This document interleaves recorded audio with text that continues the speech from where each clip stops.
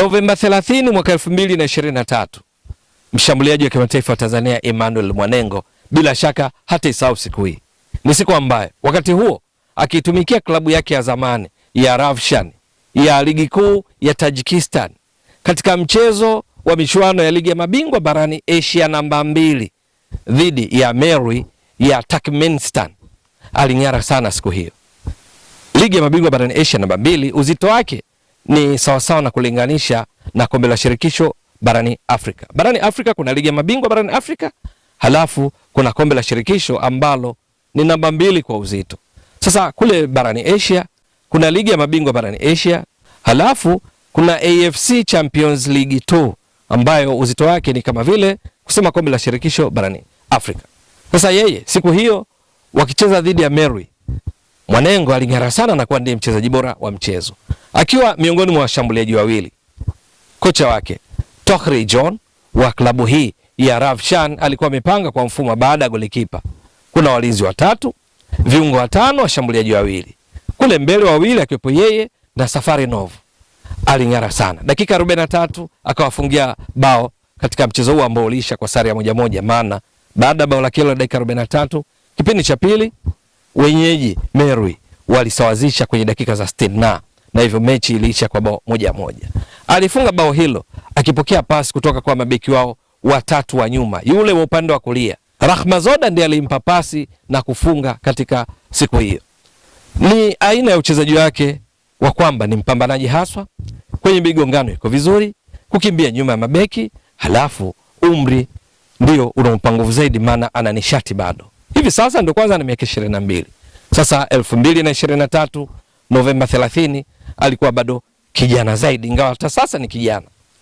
Aina ya uchezaji wake ya purukushani muda wote, kutosimama eneo moja, ndilo ambalo haishangazi leo hii yeye akiwa ni miongoni mwa nyota wapya waliotua katika kikosi cha wananchi Yanga kwa ajili ya kusajiliwa kwenye dirisha dogo kuichezea timu hiyo inayoshiriki michuano ya ligi ya mabingwa barani Afrika hatua ya makundi, lakini pia inayowania taji la ligi kuu Tanzania bara kwa mara ya 5 mfululizo, kama inavyowania taji la kombe la shirikisho la benki CRDB kwa mara ya 5 mfululizo. Chini ya kocha Pedro Gonçalves, matarajio ni kuona Emmanuel Mwanengo akirejea kile alichokuwa kikifanya kule Tajikistan alipocheza kwa muda mfupi. Kwenye ligi kuu yao alicheza mechi 4, dakika 303 alifunga bao. Lakini msimu uliopita alichezea TRA United na msimu huu mzunguko wa kwanza kaichezea TRA United ambako kwa ujumla wake hajang'ara kivyo. Lakini kutoa kwake Yanga, bila shaka Yanga wameangalia mbali zaidi. Umri wake, lakini pia kipaji chake, wanajua akiungana na kikosi cha Yanga chenye nyota wengi wanaotengeneza nafasi nyingi za kufunga, basi itafikia wakati Emmanuel Mwanengo atafanya yale wanaotarajia, ambayo ni kuweka mpira wavuni.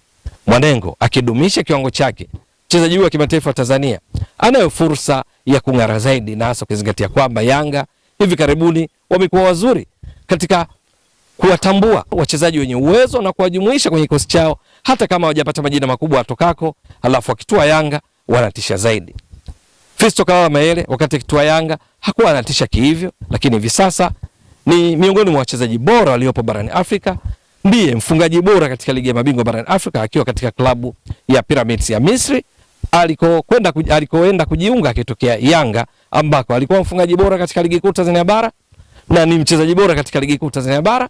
Alishakuwa mfungaji bora katika kombe la shirikisho barani Afrika msimu wa 2022-23 wakati Yanga ikienda mpaka fainali na kukosa ubingwa mbele ya USM Alger ya Algeria.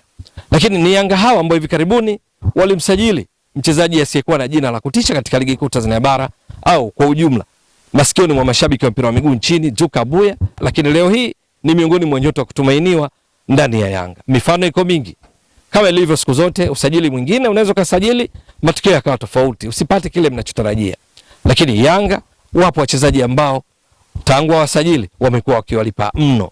Sasa Emmanuel Mwanengo ni jukumu lake sasa kuendeleza rekodi nzuri ya Yanga katika kuwabaini wachezaji wenye kipaji, wasio na majina ya kutisha, lakini ndani ya Yanga wawe wanafanya vizuri. Asiungane na wale ambao walisajiliwa kwa matumaini makubwa halafu wakaishia kuchemsha. Mwanengo ndani ya Yanga, changamoto tutakayokumbana nayo ni kwamba kila mara atakupata nafasi anakutana na Yanga inayotengeneza nafasi nyingi za kufunga.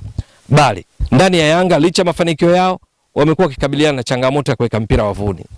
Kwenye ligi kuu Tanzania bara msimu uliomalizika 24-25, Yanga ndio timu iliyoongoza kutengeneza nafasi nyingi zaidi za kufunga. Ikipiga mashuti 360, 204 kilenga shabaha, wakifunga mabao 83 ambayo yaliweka rekodi ya mabao mengi zaidi tangu ligi kuu Tanzania bara ianzishwe mwaka 1996-97. Lakini ni Yanga ambayo kwenye michuano ya ligi ya mabingwa barani Afrika waliishia hatua ya makundi wakipiga mashuti 84 na ndio timu iliyokuwa ikipiga mashuti mengi pa mechi kwa msimu uliopita kwenye ligi ya mabingwa barani Afrika, ingawa iliishia hatua ya makundi. Mashuti 84 ni wastani wa mashuti 14 kwa mechi. Lakini Yanga baada ya mechi 6 walifunga mabao 5 tu, goal conversion rate ikiwa 5.9, around 6, kiwango cha chini mno. Maana mwisho wa siku Yanga aliishia hatua ya makundi wakifunga mabao 5 wakiruhusu mabao 6. Msimu huu katika ligi ya mabingwa barani Afrika tayari Yanga wameonyesha tatizo walilokuwa nalo msimu uliopita juu ya kubadilisha nafasi kuwa mabao. Ndio mpaka sasa wao ni miongoni mwa timu zinazoongoza kwenye kundi lao wakiwa na pointi 4. Vinara Al Ahly ya Misri na pointi 4 baada ya mechi 2. Yanga nao wana pointi 4 baada ya mechi 2. Kilichowafanya Al Ahly wao juu yao ni kwamba Al Ahly wamefunga mabao 5, wameruhusu 2. Yanga wamefunga bao 1, hawajaruhusu bao. Wanakuta imara sana, lakini wana udhaifu katika kubadilisha nafasi kuwa mabao. Yanga mpaka sasa ndio timu katika ligi ya mabingwa barani Afrika baada ya mechi 2 za kila timu miongoni mwa timu 16 zilizofuzu hatua ya makundi. Yanga ndio inaongoza kwa kufika zaidi kwa wapinzani na kupiga mashuti ya kulenga shabaha. Wakipiga kwa wastani mashuti 12 kila mechi, tayari wameshapiga mashuti 24. Kwa ujumla Yanga mpaka sasa wanapiga mashuti 6 kila mechi ya kulenga shabaha. Mechi 2 mashuti 12 yamelenga shabaha. Kwa ujumla Yanga imepiga mashuti 26 katika mechi 2 tu, lakini ina bao 1. Kwa lugha nyingine, ukitafuta goal conversion rate, uwezo wa kubadilisha nafasi kwa mabao, utagundua Yanga imeshuka zaidi kulinganisha na msimu uliopita, kwa sababu bao 1 baada ya kufanya majaribio 26. Maana yake uwezo wa kubadilisha nafasi kwa mabao, goal conversion rate ni 3.8 tu, around 4. Kutoka around 6 msimu uliopita, hivi sasa baada ya mechi 2 around 4. Ni kiwango cha chini mno, kwa sababu Yanga kwa lugha nyingine hawajitendei haki vizuri. Wakiwa chini ya kocha Pedro Gonçalves wanafika kimahesabu vizuri kwa wapinzani, wanapata nafasi za kufanya majaribio, lakini uwezo wa kubadilisha nafasi kwa mabao bado uko chini. Ndio maana Yanga wamefunga bao 1 tu lililofungwa na Principe Melo Dube katika mechi dhidi ya FAR Rabat pale kwenye uwanja wa New Amaan Complex visiwani Zanzibar, lakini ikipoteza nafasi 3 za wazi na kuwa timu inayoshika nafasi ya 3 kwa kupoteza nafasi za wazi za kufunga. Namba 1 mpaka sasa baada ya mechi 2 ni Esperance de Tunis ya Tunisia iliyopoteza nafasi 8. Ya pili Simba ya Tanzania imepoteza nafasi wazi za kufunga 5. Yanga inashika nafasi ya 3 ikipoteza nafasi 3 za wazi za kufunga.